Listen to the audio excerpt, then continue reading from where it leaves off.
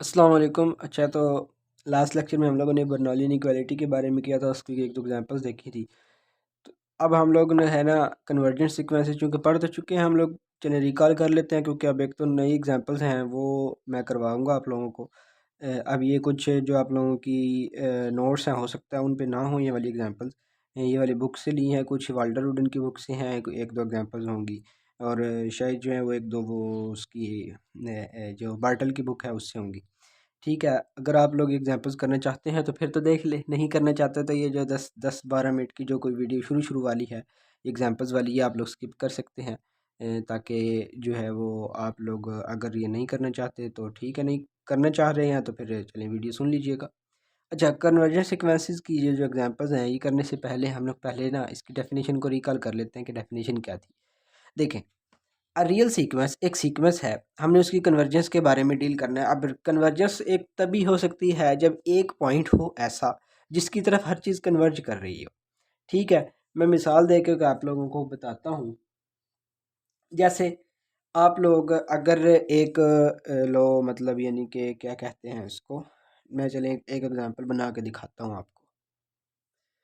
जिस तरह ये देखें, ये आपके पास 3 पेंसिल्स हैं और तीनों की मैं कहता हूँ कि यानी कि 3 सड़कें हैं ये, और तीनों की तीनों सड़कें जो है ना मतलब वो इस पॉइंट पे आके मिल रही हैं।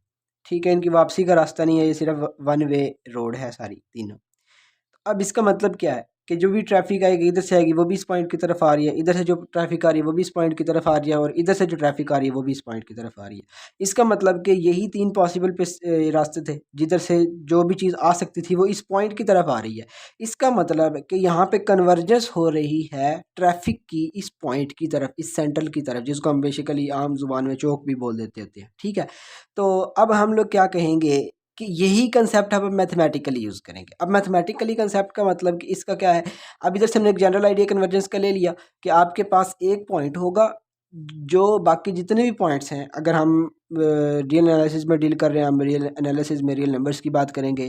ठीक है, फंक्शन एनालिसिस में डील कर रहे हैं तो हम फंक्शंस की बात करेंगे।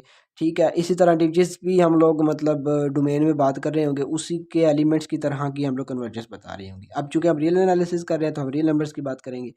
अब जितने भी रियल नंबर्स हैं उनके लिए ऐसा एक पॉइंट होगा कि जिस तरफ से भी आ जाएं आप लोग। ठीक है, आप लोग अगर रियल लाइन पे बात करें तो रियल लाइन की बात कर लेंगे, अगर आप 2 डायमेंशन प्लेन की बात करें तो आप एक ओपन बॉल बना लोगे सर्कल। वो आगे आने वाली एग्जांपल्स में हम लोग करेंगे तो सही, लेकिन अभी वो आउट ऑफ द स्कोप है तो अभी आप फिलहाल उनको रहने दें। अब जस्ट एक आइडिया ले लें ताकि हम जल्दी जल्दी एग्जांपल्स करके आगे चल पड़ें।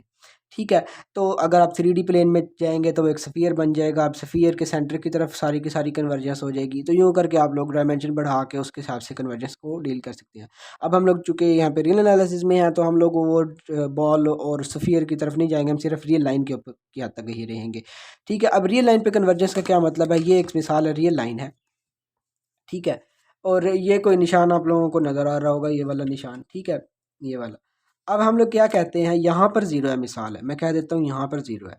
ठीक है, बल्कि मैं इसको ना बना के समझाता हूँ। जैसे ये आपके पास एक रियल लाइन है, ठीक है जी, ये एक मैंने रियल लाइन ड्रा की, सही है। अब इस रियल लाइन पे यहाँ पे आप लोग कह लो यहाँ पे ज़ीरो है।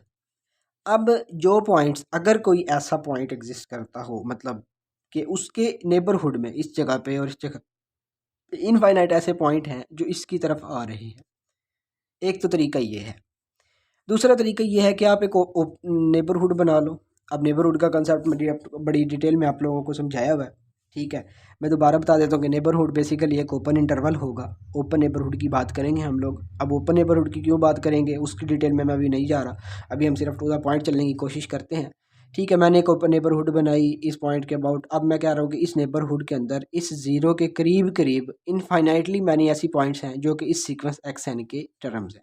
ठीक है, यानी इस सीक्वेंस की इनफाइनाइटली मैनी टर्म्स आपके पास इस ओपन इंटरवल में मौजूद हैं। तो ये ओपन नेबरहुड कहलाएगी ज़ीरो की, और इसके जितने भी पॉइंट्स हैं वो ज़ीरो के बहुत करीब करीब होते हैं, जिसकी वजह से आप लोग कहते हो कि अगर एक पॉइंट का दूसरे पॉइंट से डिफरेंस निकाल लिया जाए, यानी इस ज़ीरो का जिस भी पॉइंट से आप डिफरेंस निकालेंगे वो किसी particular number, positive number epsilon से छोटा ही आएगा, और एप्सिलॉन आप जितना मर्जी छोटा बना लो उसमें कोई फ़र्क नहीं होता। सही हो गया। तो इसका मतलब ये हो गया कि इस सीक्वेंस की जितनी भी टर्म्स थी उनका डिफरेंस अगर हम लोग इस ज़ीरो से लें, यानी जिसको हम कह रहे हैं कि से यानी कि कन्वर्जेंट पॉइंट है ये वाला कि जिसकी तरह सारे पॉइंट कन्वर्ज कर रही हैं। और एक बात याद कर लें कि आपको कन्वर्जेंट पॉइंट बेसिकली लिमिट ही होता है। अच्छा, आप ये लिमिट पॉइंट और लिमिट में भी फ़र्क होता है, ठीक है। या आपने लिमिट और लिमिट पॉइंट को मिक्स नहीं कर देना, ये दोनों डिफरेंट चीज़ें होती हैं। अभी यहाँ पे हम लिमिट को डील कर रहे हैं, लिमिट पॉइंट को डील नहीं कर रहे। हाँ, हम किसी सेंस में कह सकते हैं कि जो आपके पास लिमिट पॉइंट है वो लिमिट होता है, लेकिन उसके ऊपर एक कंडीशन होती है। वो कंडीशन अभी मैं चलें डिस्कस नहीं करता, बात जो है वो हमारी कॉन्टेक्स्ट से बाहर चली जाएगी। तो मतलब जो अभी तक के लिए ज़हन में रख लें कि आपके पास लिमिट और लिमिट पॉइंट दोनों डिफरेंट चीज़ें हैं। किसी वक्त पर लिमिट पॉइंट को हम लिमिट बोल दिया करते हैं, लेकिन हर बार लिमिट पॉइंट जो है वो लिमिट नहीं होता। सही हो गया। तो अब ये लिमिट है, लिमिट का मतलब ये है कि सारे के सारे पॉइंट्स इनफाइनेटली मैनी टर्म्स इस सीक्वेंस की इस इंटरवल के अंदर आ रही हैं जो ज़ीरो के ओपन नेबरहुड है, या एप्सिलॉन नेबरहुड भी कह सकते हैं इसको, ठीक है। तो अब अगर हम लोग इसको इधर इस शक्ल में लिखें तो इसका मतलब ये है कि आपके पास एक नेचुरल नंबर एग्जिस्ट करता है और ये नेचुरल नंबर डिपेंड करता है एप्सिलॉन के ऊपर, बिकॉज कि आपके पास एप्सिलॉन यानी एप्सिलॉन रेडियस है ना, रेडियस, उस रेडियस को आप चेंज करते चले जाएंगे, उसके हिसाब से नेचुरल नंबर चेंज होगा। अब नेचुरल नंबर चेंज होने का मतलब ये होगा कि आपके पास कुछ पर्टिकुलर नेचुरल नंबर के बाद जो है वो इंटरवल के अंदर ये वाली इस इंटरवल के अंदर सारी की सारी आपके पास आ रही होती हैं टर्म्स, ठीक है। कुछ नेचुरल नंबर, मिसाल है आपके पास एक सीक्वेंस दिया हुआ है तो उसकी 10th टर्म के बाद जो टर्म्स आ रही हैं वो सारी की सारी इस इंटरवल में है, 10th टर्म से पहले इंटरवल के अंदर नहीं सी, मिसाल है, ठीक है। तो आप लोग इस तरह एग्जाम्पल्स दे के समझ सकते हैं। सही हो गया।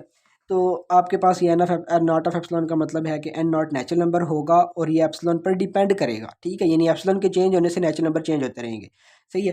तो अब क्या है कि एक्स एन जितनी भी टर्म्स हैं, एक्स एन यानी इस एन नॉट से आगे आने वाली जितनी भी टर्म्स हैं उन सब का डिफरेंस जब आप इस लिमिट से लोगे, सॉरी लिमिट पॉइंट कह दिया, इस लिमिट वाले जो ये वाला नंबर है, वाला नंबर, इस नंबर से जिसका भी डिफरेंस लेंगे, चूँकि आपके मैंने क्या कहा कि लिमिट जो होती है, लिमिट उसके पास टर्म्स जो हैं वो यानी सीक्वेंस की जो टर्म्स है वो इनफाइनाइट नंबर्स में होती हैं, यानी कि जितनी मर्जी आप इनफाइनाइट नंबर ऑफ टर्म्स जो हैं वो आपके पास इस एल के करीब करीब होती हैं इस सीक्वेंस की। अब जाहिर सी बात है जब इनफाइनाइट टर्म्स एक छोटे से रीजन में डाले जाएंगे तो उनका डिफरेंस कितना छोटा होगा। तो वो यहाँ पे ये कह रहा है कि उस पर्टिकुलर जो एल है उससे आप डिफरेंस जितनी भी टर्म्स हैं उसकी, जितनी भी उसकी नेबरहुड में जितनी भी उसके करीब करीब टर्म्स हैं उन सब का डिफरेंस जो है वो आप इस एल से लेंगे, वो किसी पर्टिकुलर पॉजिटिव नंबर एप्सिलॉन से छोटा आएगा। अब वो एप्सिलॉन जितना मर्जी आप छोटा कंसीडर कर लें उसके लिहाज से जो आपके पास नेबरहुड का साइज़ है वो छोटा होता चला जाएगा, सही है। और यहाँ पे जिस तरह मैंने कहा कि अगर जो है वो कन्वर्ज करता है एल को तो एल जो है वो लिमिट कहलाती है, यानी कि जो आपके पास लिमिट है वो बेसिकली कन्वर्जेंट पॉइंट होता है जिस पर पूरे का पूरा सीक्वेंस की सारी टर्म्स कन्वर्ज कर रही होती हैं कि हर साइड से उसी की तरफ आ रही हैं, उसी की तरफ रुझान हो रहा है, सही हो गया। और अगर किसी के पास लिमिट नहीं है यानी कि किसी की लिमिट एग्जिस्ट नहीं करती तो वो डाइवर्जेंट सीक्वेंस हो जाता है, ठीक है। आगे यूनिकनेस ऑफ लिमिट है, ये बहुत सीधी सी चीज़ है, ये आप लोग को मैंने करवाई हुई है, मैं भी रिवाइज नहीं करवा रहा, मैंने सिर्फ डेफिनेशन का रिकॉल इस वजह से देना था कि आप लोग ताकि वो एग्जांपल्स की इस थोड़ी सी है वो सही तरह समझ पाएँ। अब इसके बाद ये वाली आपकी एग्जांपल थी, ये एग्जांपल मैंने करवा तो दी थी क्लास में, चलिए मैं आप लोगों को दोबारा एक दफ़ा रिकॉल करा देता हूँ कि आपके पास अगर एक एप्सिलॉन, आपने प्रूव ये करना है कि जो लिमिट 1/n है इसकी जो लिमिट है, लिमिट पॉइंट नहीं, मैं फिर बता दूं लिमिट पॉइंट नहीं, जब आप लोग टोपोलॉजी में लिमिट पॉइंट पढ़ते हैं वो किसी सेंस में कहीं पर जाके जब आप लोग टोपोलॉजी ऑन आर यानी टोपोलॉजी ऑन रियल एनालिसिस को पढ़ते हो तो उधर आपके पास वो लिमिट पॉइंट किसी सेंस में जाके आपके पास लिमिट बनता है, लेकिन उसके ऊपर एक कंडीशन होती है, वो कंडीशन अभी डिस्कस नहीं करते हम, ठीक है। तो अब यहाँ पे फिर क्या है कि आपके पास अब यहाँ लिमिट की बात करनी है। जब भी आप लिमिट की बात करेंगे आप लोग ये हरगिज़ नहीं समझना कि मैं लिमिट पॉइंट की बात कर रहा हूँ, लिमिट और लिमिट पॉइंट में बहुत डिफरेंस है, ठीक है। तो अब जो इसकी लिमिट होगी वो ज़ीरो होगी, सही हो गया। अच्छा, अब आपके पास क्या है कि for any epsilon belongs to R positive, यानी कि एक पॉजिटिव रियल नंबर लिया उससे 1/एप्सिलॉन भी पॉजिटिव रियल नंबर है, तो आपके पास आर्चिमिदन प्रॉपर्टी आपको शॉर्टी देती है कि आपके पास एक नेचुरल नंबर एग्जिस्ट करता है कि आप इस नेचुरल नंबर को इस रियल नंबर से बड़ा होगा यानी बड़ा बना सकते हो।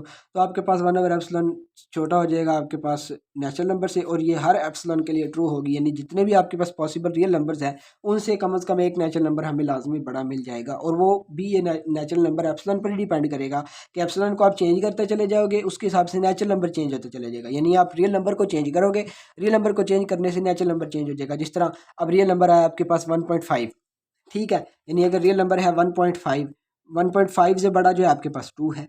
ठीक है, इसी तरह मिसाल है 3.5 ले लेता हूँ, उससे बड़ा आपके पास 4 है। इसी तरह मैं आपके पास 3.7 ले लेता हूँ, उससे बड़ा 4 है। तो इसका मतलब आप जो जो एप्सिलॉन को चेंज करते जा रहे हो, ये एप्सिलॉन है सारे, जो जो आप एप्सिलॉन को चेंज करते जा रहे हो आपके पास नेचुरल नंबर बड़ा चेंज होता जा रहा है। ठीक है, तो इसलिए मैंने यहाँ पे एन नॉट को एन नॉट ऑफ एप्सिलॉन लिख दिया कि नेचुरल नंबर चेंज होने की वजह क्या बनेगी, एप्सिलॉन चेंज हो जाता रहेगा।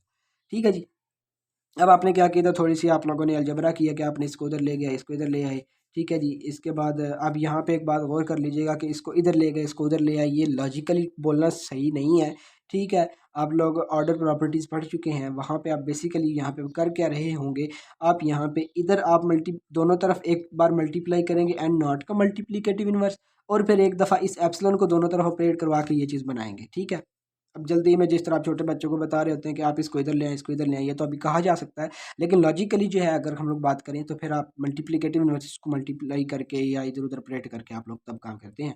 ठीक है, अब आप देखें ये वाला तो हो गया किसी सिर्फ एन नॉट के लिए, यानी ये वाली इनइक्वालिटी आपने बना ली है, यानी आपने क्या किया, अब आपने देखा ना लिमिट आप लोगों ने बनानी है, आपने लिमिट बनानी है, तो इसका मतलब 1/n-1 - 0 लेस देन एप्सिलॉन बनाना for all n greater than equal to n not. यानी इस एन नॉट से आगे आने वाले जितने भी नेचुरल नंबर्स हैं उन सब के लिए ये वाली आपने इनइक्वालिटी होल्ड करवानी है।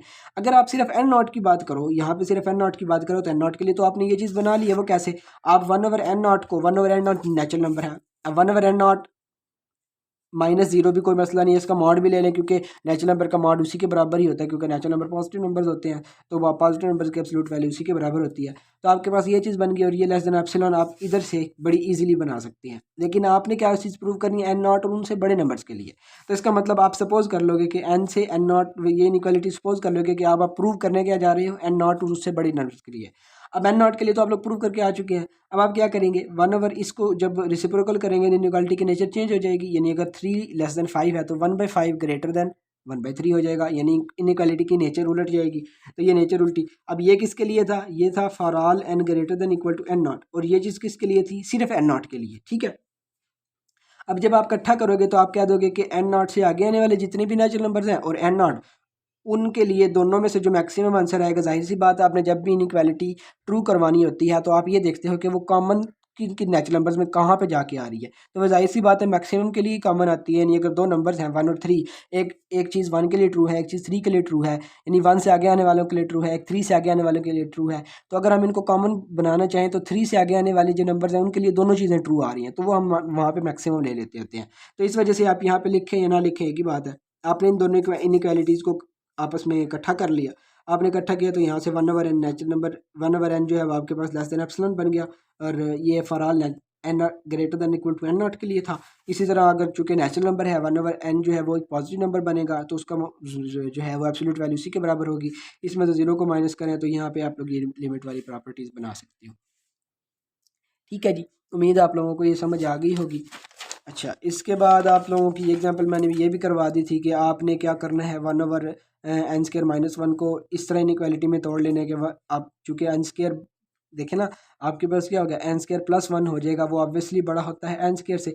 जब आप इसको उल्टाएंगे तो इनइक्वालिटी की नेचर उलट जाएगी, यानी कि आएगा आपके पास 1/n² is greater than 1/n² + 1। ठीक है, फिर जाहिर सी बात है जब इस n में नीचे स्केयर है 1/3 हमेशा बड़ा होगा 1/9 से, यानी कि नीचे वाला नंबर अगर सादा हो तो उसका स्केयर कर लेंगे तो नीचे वाला और छोटा होता चला जाएगा। तो इससे आप क्या कहते हैं, यहाँ मजीद बड़ा हो जाएगा 1/n से। तो ये आप लोगों ने एक इनइक्वालिटी बना ली, और इधर इक्वालिटी का साइन इस वजह से आ रहा है क्योंकि यहाँ n जो है वो 1 हो सकता है और 1 का स्केयर 1 होता है, तो वो इक्वालिटी का साइन यहाँ पे बन सकता है, लेकिन यहाँ पे वो नहीं बनता। आगे आप सारा काम वही करोगे, आप 1/n के लिए पहले बराबर प्रूव करोगे। अब चूंकि 1/n के लिए आप कर चुके हो लेस देन एप्सिलॉन, तो 1/n की जगह आप ये रिप्लेस कर सकते हो उससे छोटा नंबर, तो वो मज़ीद छोटा ही होगा, वो ऐसा मसला नहीं है। यानी आप इधर एक छोटे नंबर के साथ डील कर रहे हो ना, तो अगर आप मज़ीद छोटा नंबर भी ले लेते हो तो ऑब्वियस सी बात है जब ये एप्सिलॉन इस 1/n से भी छोटा है तो इससे छोटे नंबर से भी जाहिर सी बात है बड़ा ही होगा उसका डिफरेंस। तो इस वजह से आप यहाँ पे करके ये चीज़ बना सकते हो। इसके बाद ये एग्जांपल है आपके पास 3/n, आप इसको थोड़ा सा सिंप्लीफाई करके शक्ल दे लो ये वाली 1/n वाली। ठीक है, अब 1/n के लिए आप लोग पहले प्रूव कर चुके हो कि लेस देन एप्सिलॉन आप लोग किस तरह बनाते हो, एग्जैक्टली उसी तरह आपने लेस देन 1/n जो है वो लेस देन एप्सिलॉन बनाना है। अब 1/n जो है वो छोटा इससे, जाहिर सी बात है जो इससे नंबर बड़ा है वो इससे भी नंबर बड़ा है, क्योंकि ये वाला नंबर इससे तो छोटा ही है ना, तो इसका मतलब अब ये वाला नंबर भी एप्सिलॉन से छोटा हो जाता है। ठीक है। और ये वाला नंबर जब एप्सिलॉन से छोटा होगा ये इसके इक्वल है, तो ये वाला भी नंबर एप्सिलॉन से छोटा हो जाता है। तो उस सेंस में आप लोग यहाँ पे देख सकते हो, देख लें। इसको सिंपलीफाई किया सादा, मतलब क्या आप लोगों ने ये चीज़ प्रूव करनी थी, आपने ये माइनस इसका डिफरेंस जो है वो कंसीडर कर लिया, आपने इसको लेस देन एप्सिलॉन बनाना है। आपने इसको सिंपलीफाई किया, यहाँ पे आ गए, आपने मजीद सिंपलीफाई किया तो आप 1/, यानी 1/n+1 तक आए ना। और नीचे वाले नंबर में से एक को इग्नोर कर दिया तो जाहिर सी बात है नीचे वाला नंबर मजीद छोटा हो जाएगा। ठीक है, तो यहाँ पे फिर आपके पास क्या होगा कि नीचे वाला नंबर अगर छोटा है तो ओवरऑल आंसर आपके पास क्या होगा, बड़ा हो जाता है। तो इस वजह से 1/n बड़ा हो जाएगा। यहाँ पे आपने फिर मजीद कहा कि एप्सिलॉन ग्रेटर देन 0 के लिए 1/एप्सिलॉन ग्रेटर देन 0 होगा। तो आर्चिमेडियन प्रॉपर्टी जो है आपको क्या करती है, आर्चिमेडियन प्रॉपर्टी आपको ये श्योरिटी देती है कि नेचुरल नंबर एग्जिस्ट कर जाएगा आप लोगों के पास, जो कि 1/n0, यानी कि आपके पास 1/एप्सिलॉन जो है वो छोटा हो जाएगा n0 से। इसी तरह 1/n0 आपके पास लेस देन एप्सिलॉन हो जाएगा।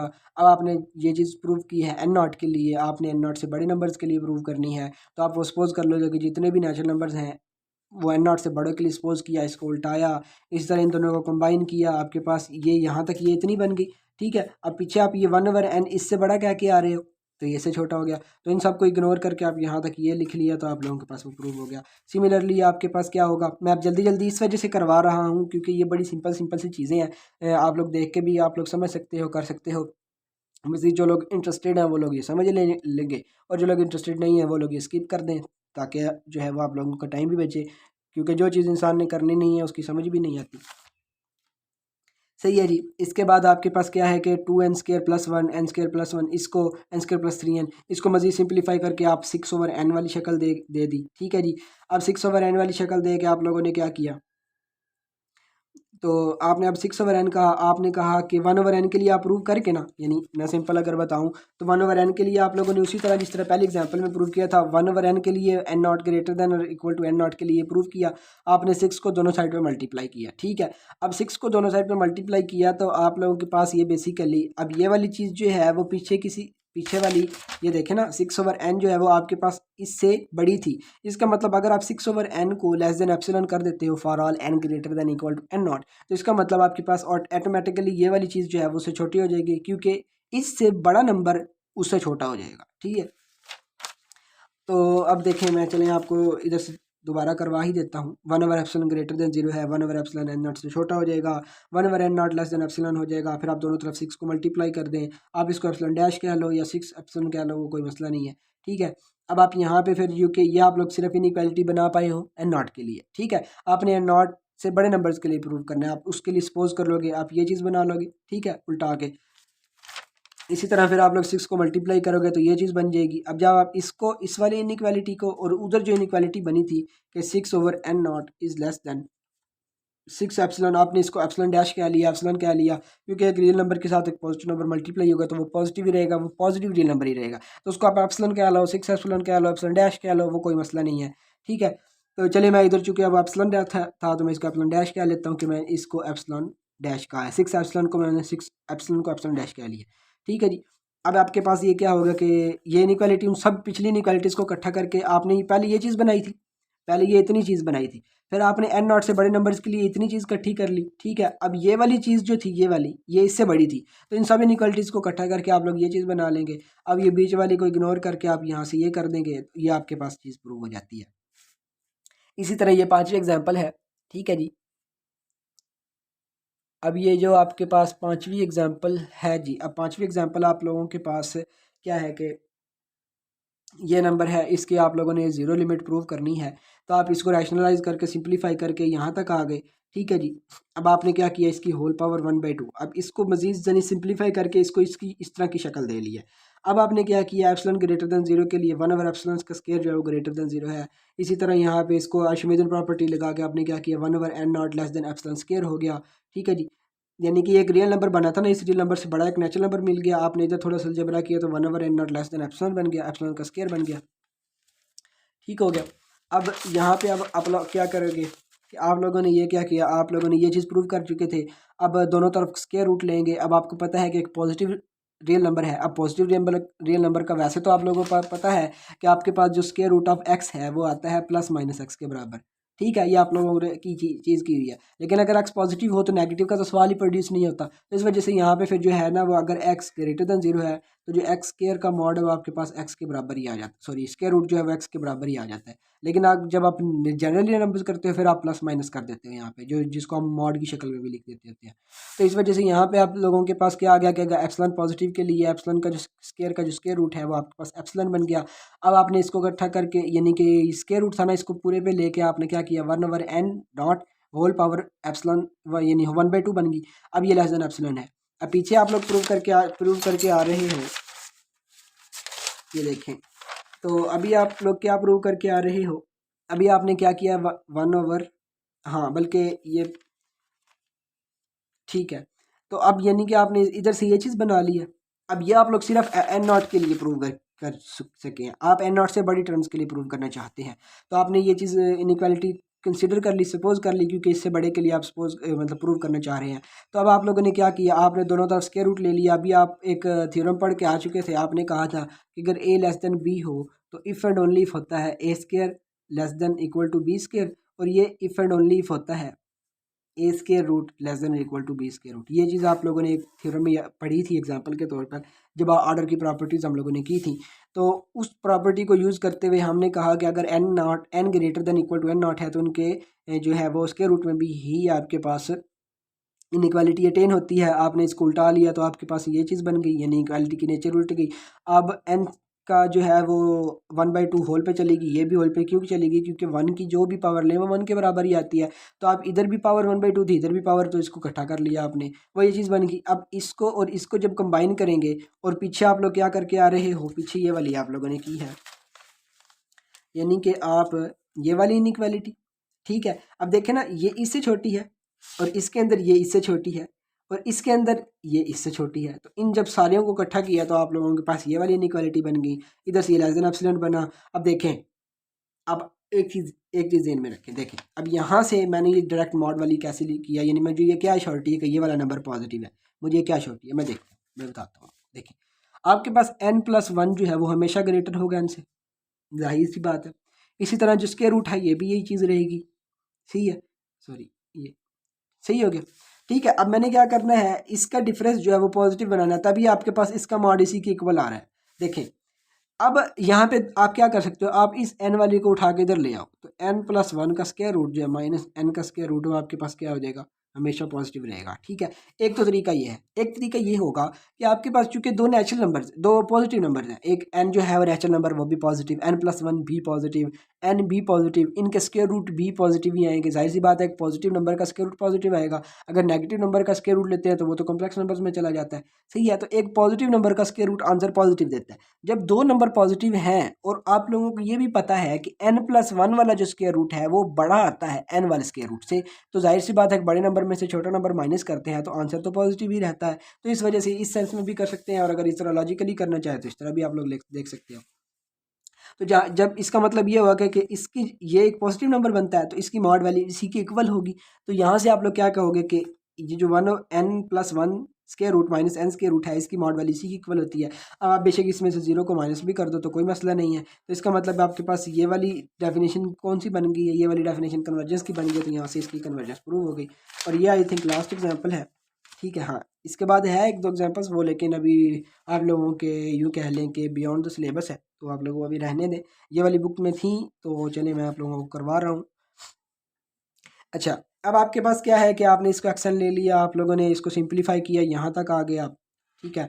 अब 2 को आपने 1+1 होल पावर n लिखा, यहाँ नीचे बाइनोमियल थ्योरम लगाया आपने। अब जाहिर सी बात है ये सारी की सारी टर्म है, जिस तरह आप मिसाल दें, आपके पास है 1/1 +2 +3 plus up to so on, ये मिसाल है 100 तक जा रहा है, यहाँ तक है। अब जब आप इसमें से सारी की सारी पॉजिटिव टर्म्स को इग्नोर करके सिर्फ 2 लेके आओगे, ठीक है, तो जाहिर सी बात है कि नीचे वाला नंबर छोटा हो जाएगा। जब नीचे वाला नंबर छोटा होगा तो ओवरऑल आंसर ने बड़ा हो जाना है। तो इस वजह से यहाँ पे आप कह देते हो कि ये 1/2 से छोटा होगा। तो इस वजह से यही चीज़ आप लोग जो है वो यूज़ कर रहे हो इधर, कि आपने सारी की सारी n भी पॉजिटिव है, n-1/2 ये सारे पॉजिटिव हैं, तो आप इन सब को जब इग्नोर करोगे तो सिर्फ n रखोगे तो ठीक है, तो आपके पास जाहिर सी बात है नीचे वाला नंबर छोटा हो जाएगा तो ओवरऑल आंसर ने बड़ा हो जाना, तो इस वजह से 1/n बड़ा हो जाता है। अब 1/n के लिए आप लोग उसी तरह बिल्कुल सिमिलर तरीके से लेस देन एप्सिलॉन बनाओगे, पहले n0 के लिए, फिर n0 से बड़े नंबर्स के लिए, फिर वहाँ से उन इनइक्वालिटीज़ को कंबाइन करके आप लोग क्या करोगे कि आप लोग कर दोगे ये चीज़, देखें सही है। आप लोगों ने क्या किया, आपने 1/n के लिए यहाँ तक यानी कि प्रूव किया। आपने फिर क्या कहा, इन सब इनइक्वालिटीज़ को इकट्ठा करके यहाँ से आप लोग प्रूव कर देंगे। ठीक है जी। तो अब ये आप लोगों की एग्जांपल्स थी, तो ये तो काफ़ी लंबी चली गई हैं, चले कोई बात नहीं। तो अब देखें, तो अब हम लोग आगे क्या करते हैं, आगे अब हम लोग एम टेल सीक्वेंस कर लेते हैं। ठीक है, अभी टाइम है चूँकि, तो एम टेल सीक्वेंस करने के बाद जो है वो हम लोग फिर आज का लेक्चर वाइंड अप कर देंगे। अच्छा जी, ये आप लोगों के पास टेल्स ऑफ द सीक्वेंस है। टेल्स ऑफ द सीक्वेंस का ये मतलब होता है कि सीक्वेंस की पूंछ, अगर उर्दू में बिल्कुल ट्रांसलेट करें इसको, तो ये बनेगा आपके पास सीक्वेंस की पूंछ है। ठीक है, उसकी दुम। अब इसकी दुम से मुराद क्या है, देखें मैं इसको थोड़ा सा आपको जनरली समझाने की कोशिश करता हूँ। देखें, अब यहाँ पे आप लोग यूँ कह रहे हो, मिसाल है कि आपके पास ये एक सीक्वेंस था जिसका ये सर है। ठीक है, ये इसका सर है और ये पीछे कुछ उसकी कुछ पूंछें हैं। ठीक है, मिसाल है, मैं एक जस्ट एग्जांपल दे रहा हूँ। ठीक है, तो आप क्या करते हो, आप इसमें से ना कुछ टर्म्स छोड़ देते हो, बल्कि इस विजुअलाइजेशन को भी छोड़ें। आप क्या कहते हो कि आपके पास ये एक, आपके पास जिस तरह कह लें कि ये एक सीक्वेंस है। ठीक है, और इसी तरह ये कुछ सीक्वेंस बन रहे थे आपके पास। ठीक है, ये कुछ सीक्वेंस एक बन गया आपके पास, डब्बों का आपने एक सीक्वेंस बना लिया। आपने क्या किया, आपने इसमें से कुछ डब्बे छोड़ दिए। ठीक है, आपने क्या किया, आपने शुरू वाले कुछ डब्बे यहाँ से ये छोड़ दिए। ठीक है, पीछे सिर्फ इतना हिस्सा बचेगा आपके पास। अब ये जो इतना हिस्सा बचा है ये टेल कहलाता है कि आपने कुछ चीज़ छोड़ दी। ठीक है, पीछे जो चीज़ बची वो आपके पास टेल है। अब इसमें एक कंसेप्ट को समझ लें कि टेल के अंदर अब एक टेल होता है और एक सब सीक्वेंस होता है। जब मैं सब सीक्वेंस पढ़ाऊंगा फिर आपको टेल और सब सीक्वेंस दोनों में फ़र्क बताऊंगा। अभी चूँकि आपने सब सीक्वेंस नहीं पढ़ा होगा, उसकी जनरल आइडिया आप लोगों को नहीं होगा। ठीक है, तो आप लोगों को समझ भी नहीं आएगी। तो टेल, जिस तरह आपके पास लिमिट और लिमिट पॉइंट में फ़र्क है ना, इसी तरह आपके पास टेल में बज़ाहिर ये दोनों सेम दिखते रहते हैं। ठीक है, क्योंकि टेल जो है वो जितनी भी टेल्स वाले सीक्वेंसेस बनते हैं वो सारे के सारे सब सीक्वेंस की कंडीशंस को फुलफिल करते हैं। वो कैसे करते हैं, जब हम सब सीक्वेंस वाली चीज़ें पढ़ेंगे तो आप लोगों को, अब हो सकता है इसे नेक्स्ट लेक्चर वही वाला हो। ठीक है, तो अब आप लोगों को मजीद क्लैरिटी हो जाएगी। तो अभी के लिए सिर्फ ये समझ लें कि जो एम टेल सीक्वेंस है इसमें आप शुरू से कुछ टर्म्स छोड़ोगे। हमेशा हमेशा याद रखना कि सीक्वेंस में शुरू से आप चीज़ें छोड़ना शुरू करोगे, आप दरमियान में से कहीं से नहीं छोड़ोगे, सीक्वेंस से छोड़ोगे। आपने मिसाल है ये नंबर दिया, आपने कहा 1 2 3 4 5 अप टू 1, ये एक नेचुरल नंबर का सीक्वेंस है। ठीक है, आपने क्या किया, आपने पहली 3 टर्म छोड़ दी, आपने ये तीन टर्म छोड़ दी। पीछे सीक्वेंस आपके पास कौन सा बना, 4 5 6 अप टू 1। तो अब आपने पहली 3 टर्म्स छोड़ी है, तो पहली 3 टर्म्स छोड़ने की वजह से ये 3 टेल सीक्वेंस बन जाएगा कि आपने 3 दुमे छोड़ दिए, यूँ समझ लें। ठीक है, तो जितनी चीज़ें आप जितनी यानी एम टेल कह रहा है तो पहले एम नंबर्स आपने छोड़ दिए, 5 टेल कह रहा है तो उस सीक्वेंस की पहली 5 टर्म्स छोड़ दी। ठीक है, इसी तरह जितनी टर्म्स छोड़ेंगे आप लोगों के पास उतनी वो आप लोगों के पास टेल कहला जाएगी उसकी। और हमेशा याद रखिएगा कि आपके पास एम टेल में या टेल में आप शुरू से छोड़ना शुरू करते हो तरतीब से। आप ये नहीं कह सकते कि आप 5 को छोड़ दो, बाकी पहली 4 और आखिरी ये ले लो। ये सब सीक्वेंस का कंसेप्ट तो बन जाता है लेकिन ये एम टेल का कंसेप्ट नहीं बनता। अच्छा, अब हम इसकी प्रॉपर डेफिनेशन को पढ़ लेते हैं जनरल आइडिया लेने के बाद। लेट एक्स एन, ये एक्स जो है वो आपके पास एक सीक्वेंस है। ठीक है, रियल नंबर्स का। आपने क्या किया, किसी नेचुरल नंबर के लिए वो एम टेल बन गई, और आपने क्या किया कि x m m plus n up to so on, यानी कि आपने क्या किया, देखें अब ये बड़ी मुश्किल सी, बज़ाहिर बड़ी औखी सी डेफिनेशन लग रही है। अब आपने, मैं इसको ना आपको इधर रिलेट करके बताता हूँ। देखें आपने क्या किया, मैं इसी सीक्वेंस को तो दोबारा लिखता हूँ, 1 2 3 4 5 अप टू सो ऑन। ये आपके पास नेचुरल नंबर्स का एक सीक्वेंस है। अब वो ये कह रहा है कि एक ऐसा नेचुरल नंबर एग्जिस्ट करेगा m, ठीक है, कि उससे आगे आने वाली टर्म्स आप लोग लिखोगे। यानी कि यूं कह रहा है कि आपके पास मिसाल है, मैं m ले लेता हूँ इज इक्वल टू 5।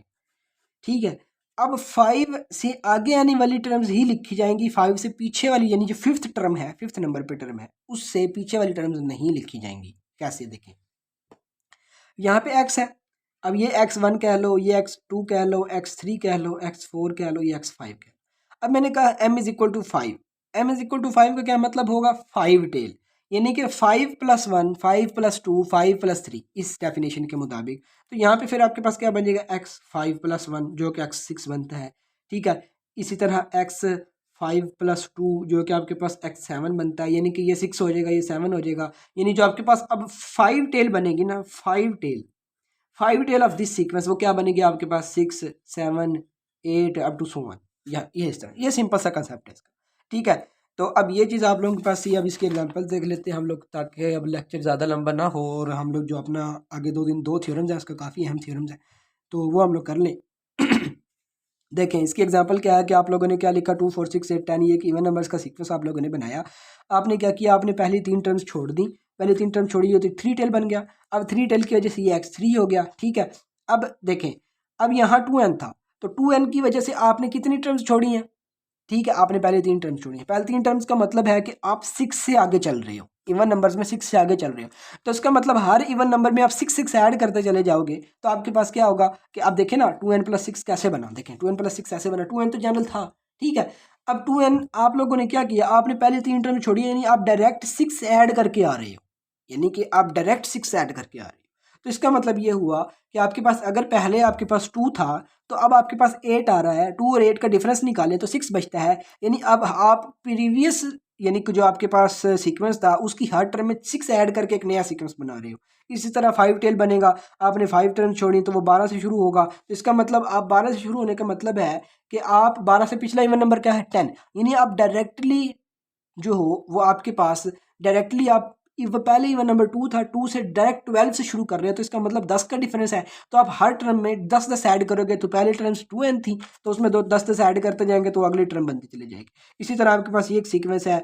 इसी तरह थ्री टर्म्स छोड़ दी, जब 3 टर्म्स छोड़ी तो ये आपके पास क्या बन गया, 4 से शुरू हुआ। अब नीचे आप 4 से शुरू हो रहा है, डायरेक्ट 1 से 4 से शुरू हो रहा है, तो इसका मतलब आप 3 को ऐड करेंगे, इसी तरह यहाँ 7 को ऐड कर देंगे, तो इस तरह आप लोग ये चीज़ बना सकते हो।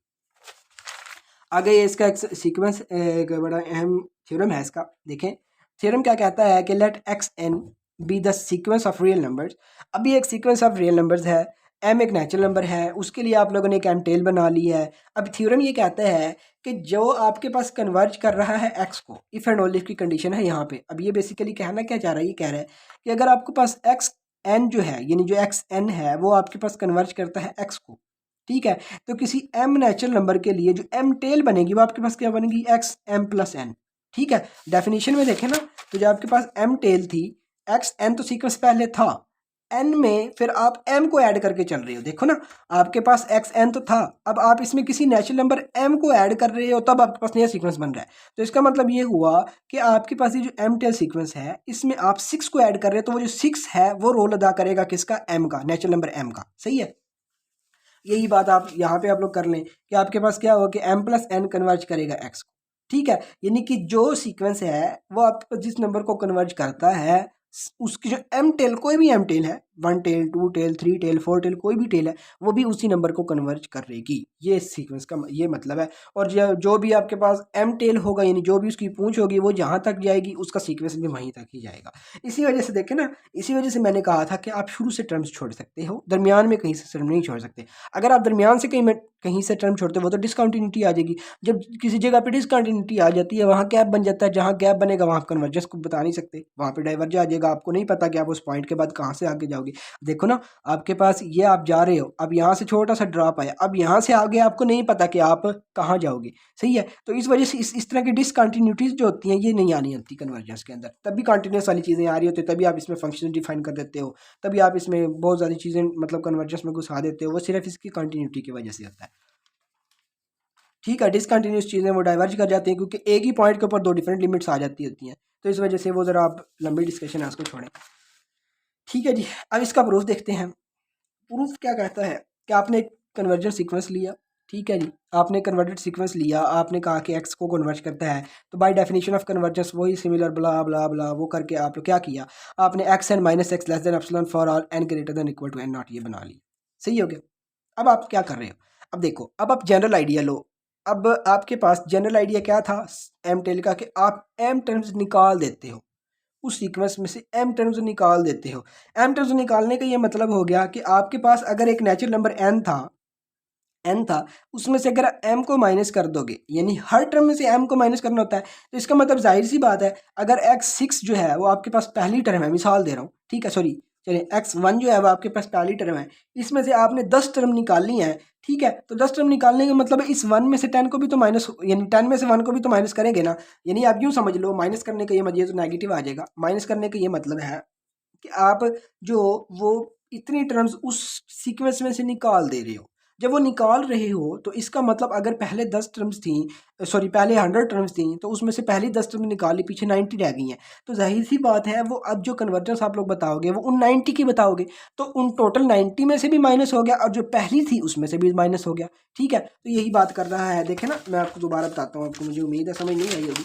देखें, अब ये टोटल नंबर्स कितनी टर्म्स थी, 2 n टर्म्स थी, मिसाल है। ठीक है, आपने क्या किया, इसमें से 6 टर्म निकाल दी। जब 6 टर्म निकाली है तो वो हर टर्म में से 6 माइनस हुआ है ना, यानी हर टर्म में आप 6 ऐड करने का क्या मतलब है कि आप वो जो आपने 6 मतलब पहले 3 टर्म्स निकाली थी इस सीक्वेंस के अंदर से, इसका मतलब आपके पास उन 3 टर्म्स को निकालने से 6 माइनस हुआ था। उस 6 को कंपनसेट करने के लिए, ठीक है, उसको मतलब उसका कमी को पूरी करने के लिए आपने हर टर्म में 6 को ऐड किया, तब वो आपके पास पुराने सीक्वेंस जैसी चीज़ बनी। ठीक है, तो इसका मतलब ये हुआ कि अब जो पहली टर्म आपने छोड़ी थी वो, यानी 3 टर्म छोड़ी थी, अब चौथी टर्म पहली आ रही थी, जाहिर सी बात है फिर उस चीज़ को कंपनसेट करने के लिए पहली टर्म में आप 6 को फिर ऐड किया, इसी तरह आपने सेकंड टर्म में 6 को ऐड किया, फिर थर्ड टर्म में 6 को ऐड किया सीक्वेंस की, तो जाहिर सी बात है तभी फिर वो कंपनसेट हुआ। यही बात वो इस थ्योरम के यहाँ पे करेगा कि आपने हर नेचुरल नंबर के लिए एक नेचुरल नंबर लिया था m, वो आपने माइनस किया n नॉट में से भी, जाहिर सी बात है n नॉट वाली टर्म भी तो सीक्वेंस की टर्म ही होगी ना, तो इस वजह से m को आपने दोनों साइड में माइनस कर दिया, और इस इधर आपने x जो है वो इधर माइनस को कंपनसेट करने के लिए आपने प्लस माइनस m कर दिया। देखें, अब आपके पास ये जो xm-1 है, यहाँ तक ये जो टर्म बनेगी ये वाली, ये अब ये आपके पास क्या बन जाएगी, ये वाली x m n minus m वाली टर्म बन जाएगी। अब एक्स एन माइनस एम का मतलब है कि आपने उस सीक्वेंस में से एम टर्म्स निकाल दी हैं। ठीक है, तो पीछे कितनी टर्म्स बचेंगी, एक्स एन माइनस एम। ठीक है ना, यानी पहले एन टर्म्स थी, पहले मिसाल है 100 टर्म्स थी, सही है, तो आपने पहली 10 टर्म निकाल ली, तो 100 माइनस 10 कितना 90, तो अब आप जो काम करोगे आप 90 टर्म उन 90 टर्म्स के लिए करोगे, तो यही काम इधर आप के को जो है वो, यानी 90 को आप मिसाल है कह लो, के कह लो, तो और ये आपके पास for n greater than equal to m, यानी कि एम से आगे वाली जितनी भी टर्म्स हैं उन सारों के लिए ये वाली चीज़ आप सपोज कर लेते हो। सही हो गया। तो अब आपने क्या किया, आपने इसको के प्लस एम कर दिया, इसको एक्स कर दिया, और ये आपके पास चूंकि आप इसको के कह रहे हो तो ये के हो गया, और ये एन नॉट माइनस एम हो गया। सही हो गया। अच्छा, अब यहाँ पे एक छोटा सा ये पॉइंट है, आपने कन्वर्जेंस बतानी है, आपने एम टेल की कन्वर्जेंस बतानी है। सही हो गया। अब एम टेल की कन्वर्जेंस बताने का ये मतलब है कि आप बेसिकली ये कह रहे हो, ठीक है, कि एक नेचुरल नंबर आप लोगों ने ढूंढना है एम टेल के लिए भी, कि उससे आगे आने वाली टर्म्स के लिए ये वाला रिलेशन होल्ड कर जाए। सही हो गया ना। तो अब आपके पास अगर एन नॉट है, एन नॉट एक नेचुरल नंबर है, एम एक नेचुरल नंबर है, ठीक है, तो आपके पास अब आपको क्या, यानी कि आप क्या श्योरिटी दे सकते हो कि ये एक नेचुरल नंबर बनेगा। नेचुरल नंबर देखे ना, अब आपके पास क्या है, मैं आपको मिसाल देता हूँ, आप एन नॉट ले लेते हो 3, ठीक है, और m ले लेते हो 2, फिर तो आप कहोगे कि n नॉट माइनस एम जो है आपके पास 1 आ रहा है, फिर तो ठीक है वो एक नेचुरल नंबर है। लेकिन अगर आप n नॉट ले लो 5 और m ले लो मिसाल है 10, तो जब आप 5 माइनस 10 करोगे तो आपके पास क्या आ जाएगा, -5। ये तो नेचुरल नंबर ही नहीं है। जब ये नेचुरल नंबर ही नहीं है तो आप कैसे नेचुरल नंबर कह सकते हो उसको। तो इस वजह से आप आसानी के लिए ये कह देते होते हो कि आपके पास अगर तो n नॉट बड़ा है m से, ठीक है, यानी कि अगर n नॉट बड़ा है m से, तो तब हमारे पास n नॉट माइनस m जो वो एक नेचुरल नंबर ही बनेगा। ठीक है, वो हो सकता है छोटा हो जाए, बड़ा हो जाए, ठीक है, लेकिन वो आपके पास क्या होगा, वो एक नेचुरल नंबर ही बनेगा जिसको हमने n डैश कह लिया, ठीक है, ये n कह लिया। तो इसका मतलब आपके पास क्या है कि फिर हम लोग के पास एक नेचुरल नंबर मिल जाता है। यानी यहाँ तक हम लोग आ चुके हैं कि आप n नॉट माइनस एम से आगे आने वाले नेचुरल नंबर्स के लिए ये चीज़ प्रूव कर चुके हो, ये चीज़, ठीक है। आपने यहाँ पे n नॉट माइनस एम की जगह n एक नेचुरल नंबर बनाना है, उस नेचुरल नंबर के लिए अब आगे बातें हो रही हैं। यानी अगर n not greater than m है तो इसका मतलब n नॉट माइनस एम एक पॉजिटिव नंबर बनेगा। अब एक पॉजिटिव, दो नेचुरल नंबर्स का डिफरेंस और उसमें से एक नेचुरल नंबर बड़ा हो, यानी 3 माइनस 2 कर लें, 5 माइनस 2 कर लें, 7 माइनस 5 कर लें, तो जाहिर सी बात है उनका डिफरेंस एक नेचुरल नंबर ही आएगा क्लोजर प्रॉपर्टी के मुताबिक। तो अगर n not greater than m ले रहे हो तो वहाँ पे आप इजीली कह दोगे कि नेचुरल नंबर हमें मिल जाएगा। लेकिन अगर n not less then m है, ठीक है, पॉसिबिलिटी तो है ना कि n not less then m हो सकता है, तो वहाँ पे n नॉट माइनस m जो है वो एक नेगेटिव नंबर बनेगा। हमें तो क्या है, सो एक हम लोग एक नेचुरल नंबर लेंगे, ठीक है, जिसको हम 1 कह लेते हैं, मिसाल है, ठीक है, हम एक 1 कह लेते हैं, कि हम ये कहते हैं कि जो नेगेटिव नंबर है और 1 है, इन दोनों का मैक्सिमम ये एक नेचुरल नंबर बनेगा। इस तरह मिसाल देता हूँ, मिसाल देखें, मैंने ये कहा कि अगर n not greater than m है तो जाहिर सी बात है n नॉट माइनस एम एक पॉजिटिव नंबर बनेगा। जब ये एक पॉजिटिव नंबर बनेगा तो दो नेचुरल नंबर्स का डिफरेंस एक नेचुरल नंबर बन जाएगा, तो वहाँ हम लोग काम पूरा हो जाता है, ठीक है। लेकिन अगर हम कह दें कि n not less than m है, जब n not less than m है तो जाहिर सी बात है ये चीज़ अप्लाई करती है कि एन नॉट माइनस एम जो है वो लेस देन 0 है। और यहाँ पे बार बार मैं एन नॉट को पहले क्यों लिख रहा हूँ, क्योंकि हम लोगों ने एन नॉट को यहाँ पे पहले लिखा हुआ है, ये चीज़ हम बना के आ चुके हैं, तो हमने सिर्फ इसी नंबर को देखना है, हम एम माइनस एन नॉट नहीं कर सकते, सही है। अब ये एक नेगेटिव नंबर बन गया। अब अगर आप 1 और एक नेगेटिव नंबर इन दोनों का मैक्सिमम ले लो तो आप वहाँ पे एक नेचुरल नंबर बना सकते हो। जाहिर सी बात है जितने भी नेगेटिव नंबर्स हैं 1 तो उन सबसे बड़ा है, तो जब मैक्सिमम की बात करेंगे तो आप 1 को ही हमेशा कंसिडर कर लिया करेंगे। जब भी नेगेटिव आएगा, यानी इन दोनों का डिफरेंस जब भी नेगेटिव आएगा वहाँ पे आप 1 को कंसिडर कर सकते हो, ठीक है। तो इस वजह से आप लोग यूँ कह देते होते हो कि आपके पास जो है वो इसकी जगह इसका मैक्सिमम नंबर 1 यूज़ कर सकते हो आप लोग, ठीक है। जब भी आपके पास n जो है वो आपके पास मतलब लेस देन m आएगा तो वहाँ आप 1 यूज़ कर लें, उसका मैक्सिमम नंबर बड़ा। और अगर n not greater than m आ जाता होता है और आपके वहाँ पे आप लोग कर सकते हो, मतलब वो डिफरेंस यूज़ कर सकते हो। अब यहाँ पे एक और बात भी की जाती है। अब मैंने यहाँ इन दोनों को कंबाइन करके मैंने ये चीज़ लिख दी हुई है, ठीक है, n नॉट ग्रेटर देन 1 और n माइनस m। अब देखें कंबाइन करने का मतलब ये है कि अगर मैं अब दोबारा जो है वो इन दो पॉइंट्स को रिकॉल कर देता हूँ ताकि आप लोगों को समरी समझ आ जाए। अगर n not minus m, n not minus m less than 0 होगा, वो एक नेगेटिव नंबर बनेगा। जब नेगेटिव नंबर बनेगा तो उसमें 1 को अगर हम लोग एज अ मैक्सिमम डील करें तो वहाँ पे नेगेटिव नंबर और पॉजिटिव नंबर में से 1 मैक्सिमम हो जाएगा, तो वहाँ पे वो चीज़ पूरी हो जाती है, हमें एक नेचुरल नंबर मिल जाता है, ठीक है। और अगर एन नॉट माइनस एम एक पॉजिटिव नंबर बनेगा, यानी एन नॉट बड़ा हो जाता है एम से, वहाँ पे जाहिर सी बात है जो भी नंबर आएगा वो 1 से बड़ा ही आएगा, तो वहाँ पे फिर वो एन नॉट माइनस एम बड़ा हो जाएगा 1 से, तो वहाँ पे वो भी एक नेचुरल नंबर बनेगा। मैं मिसाल देता हूँ आप लोगों को कि अब मैं कह रहा हूँ कि आपके पास जो एन नॉट है ना, वो आपके पास एन नॉट मैं ले लेता हूँ 5, ठीक है, और एम ले लेता हूँ 3। अब मैं ये कह रहा हूँ कि जो मैक्स एन नॉट है, एन डैश है, एन डैश, ठीक है, वो है मैक्सिमम ऑफ 1 और एन नॉट माइनस एम यानी कि 5 माइनस 3। अब 5 माइनस 3 का क्या मतलब है 2। जाहिर सी बात है अब जब इन दोनों का मैक्सिमम लेंगे तो 1 का मैक्सिमम 2 आ जाएगा, तो वहाँ पे आप 2 को लेके चल लोगे एज अ नेचुरल नंबर। लेकिन अगर आप यहाँ पे कह लेते हो कि इसको आप 8 कह लो, मिसाल है m को 8 कह लो, तो 8 माइनस 5 माइनस 8 क्या बनेगा -3, तो उसमें 1 मैक्सिमम हो जाएगा, वो फिर एक नेचुरल नंबर है। तो इस वजह से आप दोनों केसेस में अगर आप एन नॉट को 1 और इस एन नॉट का डिफरेंस, ये जो इन दोनों का डिफरेंस है, इसका मैक्सिमम लेके चलते हो तो आपके पास कंडीशन नेचुरल नंबर वाली पूरी हो जाती है, सही हो गया। तो वहाँ पे एन नॉट आपके पास दोनों कंडीशंस को फुलफिल करता है, तो ये एन डैश के लिए आप लोगों के पास ये ट्रू हो गया। अब आप के को एन से रिप्लेस कर लो, वो रिजेम्बलेंस बनाने के लिए आप लोग कर सकते हो, ठीक है। और यहाँ पे आप लोग वो फिर वही आपके पास क्या होगी, ये आपके पास जो है वो एम टेल की कन्वर्जेंस पूरी होगी, तो एम टेल जो है वो आपके पास यानी कि कन्वर्ट कर जाएगा एक्स को, सही है। अब आपके पास क्या हो गया, अब आपने एक्सपोज करना है कि एम टेल वाला जो कन्वर्जेंस है यानी x m plus n convert करता है एक्स को, आपने प्रूव करना है एक्स एन की कन्वर्जेंस, सही हो गया। अब इसके लिए अब हम लोग क्या करते हैं, हमने सपोज तो किया हुआ है। अब जब हमने सपोज किया तो हम उसको कन्वर्जेंस की शक्ल दे सकते हैं कि अगर जो है x m plus n convert करता है एक्स को, तो जाहिर सी बात है एक नेचुरल नंबर के लिए आप लोगों को एप्सिलॉन पॉजिटिव मिल जाएगा हर नेचुरल नंबर के लिए, यानी किसी भी पॉजिटिव नेचुरल नंबर के किसी भी पॉजिटिव रियल नंबर के लिए एक नेचुरल नंबर मिल जाएगा कि उससे आगे वाली आने वाली टर्म्स जो हैं वो ये वाला जो है वो रिलेशन होल्ड कर जाती है। अब देखें, पहले आपने सीक्वेंस से एम टेल बनानी थी, तो आपने हर टर्म में से एम को माइनस कर दिया था। अब आपने टेल में से पूरा सीक्वेंस बनाना है, जाहिर सी बात है फिर उसमें वो टर्म्स ऐड ही करोगे ना आप लोग, सही है ना। तो इस वजह से आप लोग क्या कर देते हो कि आप उसको कंपनसेट करने के लिए ऐड करते हो। तो जब उन आधी टर्म्स में से मिसाल है पहली 100 टर्म्स थी, आपने पहले 100 टर्म्स में से 10 टर्म्स छोड़ी थी, तो आपके पास उन 90 टर्म के लिए आपने कन्वर्जेंस बताई थी। अब आप उन 90 टर्म्स ले रहे हो, उसमें 10 टर्म्स को ऐड कर रहे हो, तो वो वापस सीक्वेंस दोबारा वही बन गया है जो आपके पास ओरिजिनल सीक्वेंस था। तो जाहिर सी बात है ऐड करने के लिए एम नेचुरल नंबर ऐड कर दोगे आप लोग। एम नेचुरल नंबर ऐड करने का मतलब है कि आप मिसाल है पहले 10 टर्म्स छोड़ रहे थे, तो अब उन 10 को ऐड कर दोगे तो वो पहली 10 टर्म्स ऐड हो जाएंगी। अब यहाँ पे एक डिफरेंस ये समझो कि आपके पास हो यहाँ पे बेसिकली ये रहा है कि आप एम नेचुरल नंबर ऐड करने का मतलब है कि आप टर्म्स को ऐड कर रहे हो, नंबर ऑफ टर्म्स को ऐड कर रहे हो, ना कि रियल नंबर्स को ऐड कर रहे हो, ठीक है ना। दो डिफरेंट बातें हैं।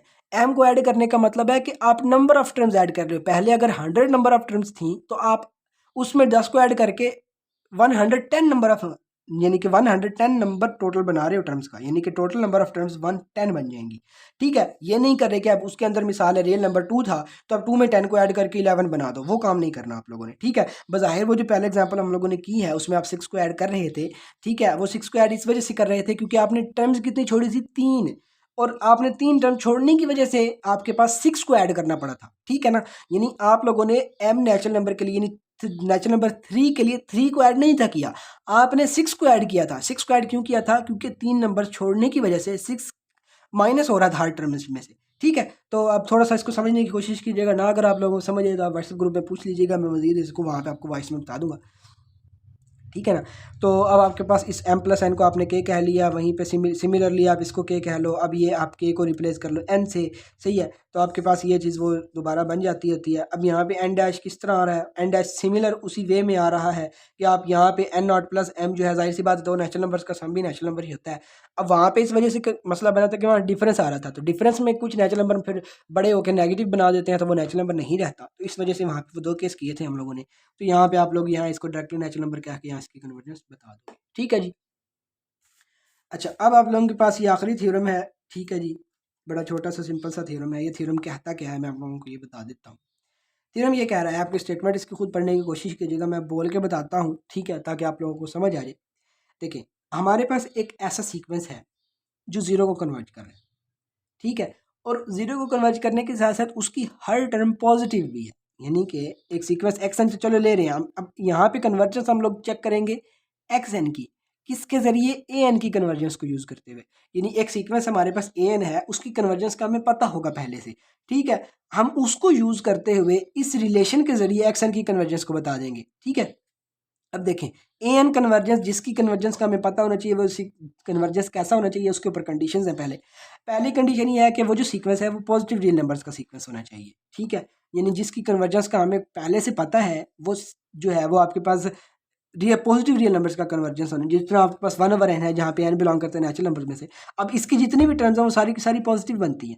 ठीक है, अब ये पॉजिटिव है तो, और ये कन्वर्ज करता है जीरो को भी, तो इसका मतलब जहाँ पर भी हम लोग ये वाला रिलेशन डिराइव करेंगे, मतलब बना लेंगे, एक्स एन माइनस एक्स का मॉड लेस देन सी, सी कोई भी पॉजिटिव कांस्टेंट है, कोई भी पॉजिटिव रियल नंबर है, ठीक है, into a n for all n greater than equal to. अगर ये रिलेशन हम बनाने में कामयाब हो जाते हैं और ए एन जो है वो इस तर्ज का हो कि ए एन आपके पास positive number of positive terms का हो और वो जीरो को भी कन्वर्ज कर रहा हो, तो ये दो कंडीशन अगर ए एन पे हो तो इससे आप एक्स की कन्वर्जेंस के बारे में बता सकते हो कि एक्स के जो है वो एक्स को कन्वर्ज कर जाएगा, एक्स एन जो है।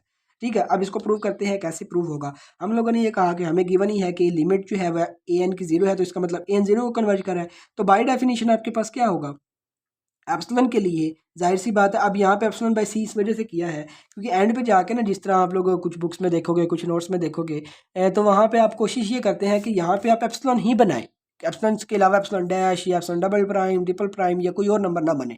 होगा तो वो पॉजिटिव ही, वो कंडीशन को फुलफिल ही करेगा।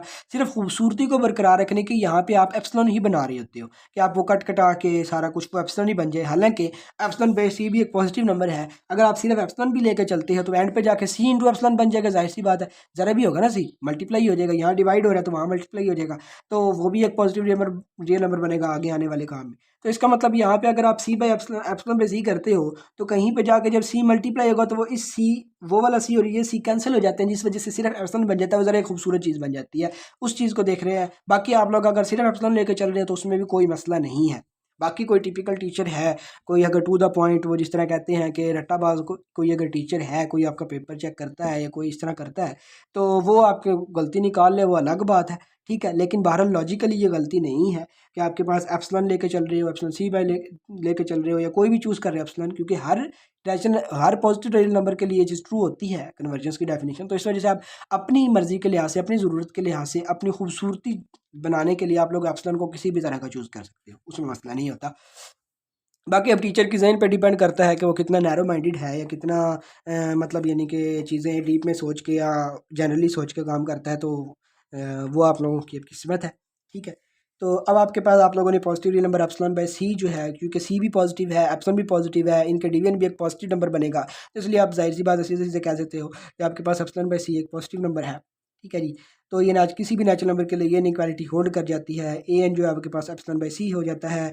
इसी तरह ए एन जो है वो लेस देन एप्सिलॉन, चूँकि A N positive real numbers का आपके पास सीक्वेंस है तो इसकी जितनी भी टर्म्स की एब्सोल्यूट वैल्यू अगर लेते हो आप लोग, ठीक है, जाहिर सी बात है ये चीज़ हमें ये कह रही है कि इसकी जो एब्सोल्यूट वैल्यू है ए एन की, हर टर्म की एब्सोल्यूट वैल्यू, और वो टर्म कौन सी है, वो एन नॉट से आगे आने वाली टर्म्स है। यानी कि आप अगर आप एन नॉट को 3 चूज़ करते हो, 3 या उससे आगे आने वाली जो टर्म्स होंगी, अब मैं जब भी एन नॉट की बात करूंगा आप ये समझिएगा कि नंबर ऑफ टर्म्स की बात हो रही है, ना कि सीक्वेंस की इट सेल्फ टर्म की बात हो रही है, ठीक है ना।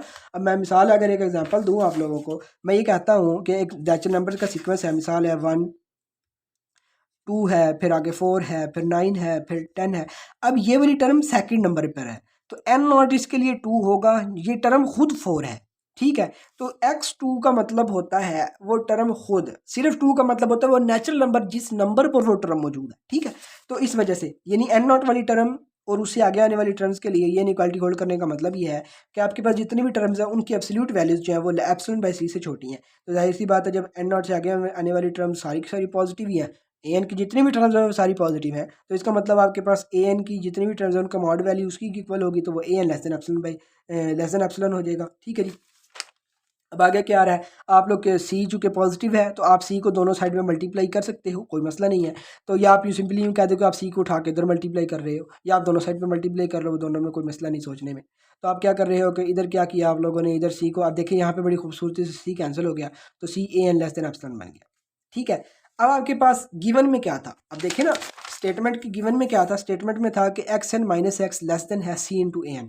अब आप लोगों ने क्या किया, ए एन की कन्वर्जेंस को यूज़ करते हुए आपने इतने हिस्से को लेस देन एप्सिलॉन बना लिया किसी नेचुरल नंबर के लिए, ठीक है। अब जाहिर सी बात है अब ये चीज़ गिवन में है, अगर आप इतनी चीज़ लेस देन एप्सिलॉन बना लेते हो, मैं कहता हूँ कि आपके पास 1 लेस देन 2 गिवन है और आप किसी तरीके से 2 लेस देन 3 बना लेते हो, ठीक है, तो आपके पास इसको इकट्ठा करते हो, 1 लेस देन 3 कह देते हो। तो इसी तरह है कि आपके पास ये रिलेशन गिवन में था, इस रिलेशन में सिर्फ ए एन की कन्वर्जेंस को यूज़ करते हुए आपने इस नंबर को सी इंटू ए एन को आप लोगों ने किसी भी नेचुरल नंबर यानी कोई भी नेचुरल नंबर एन नॉट था उससे आगे आने वाले नेचुरल नंबर्स के लिए ये चीज़ किसी पॉजिटिव रियल नंबर एप्सिलॉन से छोटी बना ली। जब आप लोगों ने बना ली एन नॉट से आगे आने वाले, आप लोगों ने ये चीज़ यूज़ की, अब ये एम से आगे आने वाले के लिए थी। इसी तरह जिस तरह आप दो चीज़ों की कन्वर्जेंस इकट्ठी यूज़ करते हो, आप उन दोनों में से नेचुरल नंबर्स में से मैक्सिमम ले लेते हो। तो इसी तरह आप ये वाली चीज़ ट्रू है एन नॉट से आगे आने वालों के लिए, ये चीज़ ट्रू है एम से आगे आने वालों के लिए। तो अगर आप एन नॉट और एम का मैक्सिमम ले लो तो ये दोनों उस एक नंबर के लिए ट्रू हो जाती होती हैं। तो इस वजह से आप कह रहे हो कि एन डैश जो है वो इन दोनों का एन नॉट और एम का मैक्सिमम है, जिसके लिए ये दोनों के दोनों होल्ड करते हैं। तो आप इनको इकट्ठा यहाँ कन्वर्ज कर सकते हो। आपने इन दोनों को इकट्ठा कर दिया यहाँ पे ऐसे, तो यहाँ पे इसको बीच में से निकाल दिया, ये लेस देन एप्सिलॉन होगी, तो यहाँ से एक्स कन्वर्ट कर दिया। अब इसके कुछ एग्जांपल्स हैं तो वो जल्दी जल्दी से देख लेते हैं। वीडियो थोड़ी लेंथी हो गई है, मैं उसकी माज़रत चाहता हूँ, ठीक है, क्योंकि मैंने आप लोगों को चीज़ें करवानी थी ताकि आप लोगों की चीज़ मिस ना हो। बाकी अगर कोई जो है वो स्किप करना चाहता था तो वो कुछ ने स्किप कर दी होगी, कुछ ने देख ली होगी, वो आप लोगों की मर्ज़ी है, ठीक है जी। अब आपने क्या किया, इसकी एग्जांपल बनाने के लिए आपने क्या कहा कि ए ग्रेटर देन जीरो के लिए, यानी किसी पॉजिटिव रियल नंबर ए के लिए, अब ए कुछ भी रियल नंबर है, ज़रूरी नहीं कि वो ए एन वाले से ए आ रहा है, कोई भी, अब ये वो तो एक जनरल चीज़ आप लोगों ने यूज़ की थी। अब यहाँ पे किसी भी एक पॉजिटिव रियल नंबर के लिए 1/1 माइनस ए एन ज़ीरो को कन्वर्ज करता है। अब आपने क्या करना है, आपने अब ये वाला रिलेशन डिवेलप करना है।